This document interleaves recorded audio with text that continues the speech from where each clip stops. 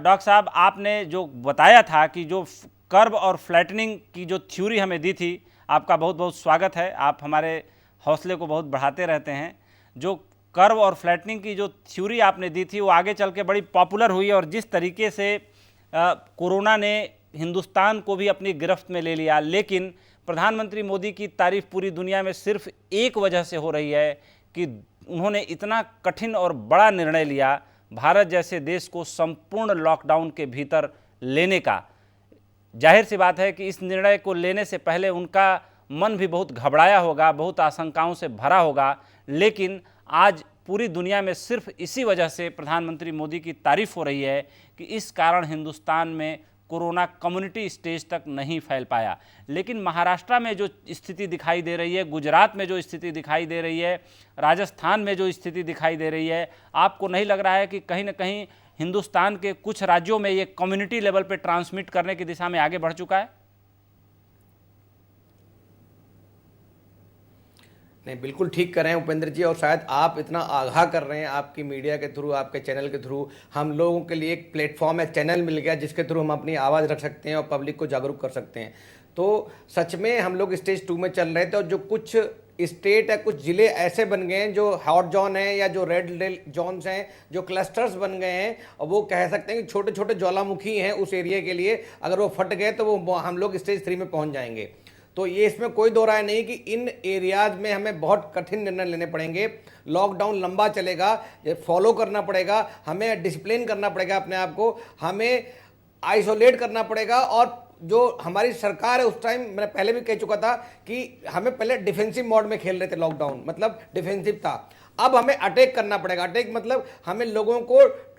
Diagnose करना पड़ेगा, लोगों को टेस्ट कराने पड़ेंगे, लोगों को आइसोलेट करना पड़ेगा, लोगों को ट्रीट करना पड़ेगा, और जो उनके कांटेक्ट में उनको लोगों को कांटेक्ट ट्रेसिंग करनी पड़ेगी और उन सबको क्वारंटाइन भेजना पड़ेगा। खासकर ऐसे एरिया में अगर हम नहीं करेंगे तो डेफिनेटली हम लोग स्टेज 3 के मुहाने पे एटलीस्ट इन इलाकों में खड़े हैं, चाहे वो महाराष्ट्र हो, चाहे वो गुजरात हो, चाहे वो दिल्ली हो, चाहे कुछ ऐसे डिस्ट्रिक्ट हैं हर प्रदेश में हैं जो रेड जोन बने हुए हैं, और वो शायद उस सरकार के लिए इस टाइम खतरे की घंटी है। अगर वहां पे उन्होंने बहुत कठिन निर्णय नहीं लिए तो आगे दिक्कत पैदा कर सकते हैं, पूरे देश के लिए दिक्कत हो सकती है। डॉक्टर साहब, एक बड़ा सवाल ये भी पैदा हो रहा है कि जितने डॉक्टर्स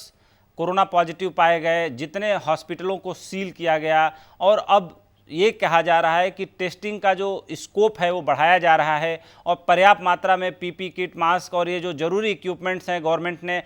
रातों रात उनको एक्सपोर्ट किया। लेकिन मैं आपसे ये जानना चाह रहा हूँ कि जो आईसीएमआर ने 2 दिन के लिए जो रैपिड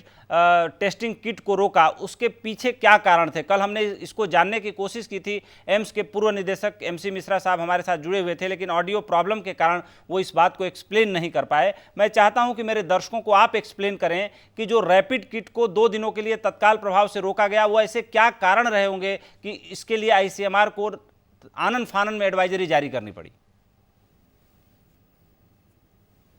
तो मैं आपको बताना चाहूँगा कि जो रैपिड या जो एंटीबॉडी या सीरोलॉजिकल जो टेस्ट किट है वो डायग्नोसिस के काम में नहीं आती है। वो डायग्नोसिस के लिए पीसीआर टेस्ट ही बेस्ट है, बिकॉज अर्ली डायग्नोसिस और अर्ली ट्रीटमेंट के लिए पीसीआर टेस्ट चाहिए। जो रैपिड टेस्ट है वो डेवलप करता है, डिपेंड करता है उसकी डायग्नोसिस कि हमारी बॉडी में एंटीबॉडी कितनी देर में बनी है, और एंटीबॉडी जो बनने में समय लगता है, किसी में 10 दिन लगते हैं, किसी में 14 दिन लगते हैं, किसी में 20 दिन लगते हैं, हर बॉडी अलग अलग रिस्पॉन्ड करती है। तो इस केस में फॉल्स नेगेटिव या फॉल्स पॉजिटिव टेस्ट बहुत सारे रिपोर्ट्स आ सकती हैं,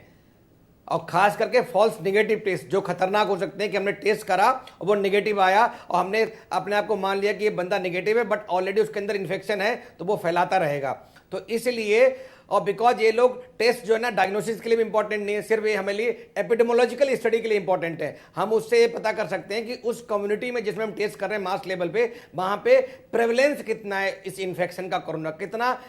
फैला हुआ उस इलाके में। तो इसलिए बिकॉज वहां पे रिजल्ट बहुत अच्छे नहीं थे, 2.5-3% ही रिजल्ट पॉजिटिव आ रहे थे, मतलब वेरिएशन बहुत ज्यादा था। इवन जो विदेशों में भी स्टडी हुई है उसमें भी फॉल्स नेगेटिव फॉल्स पॉजिटिव 30% तक रेट आया है इसमें। तो इसलिए हमें इस टेस्ट किट पे ज्यादा रिलाई नहीं करना चाहिए, हमें पीसीआर टेस्ट पे रिलाई करनी चाहिए। पीसीआर में एक काम कर सकते हैं, मैं पहले भी बहुत बार बोल चुका हूं, उसमें हम लोग जो बात कर रहे थे ना,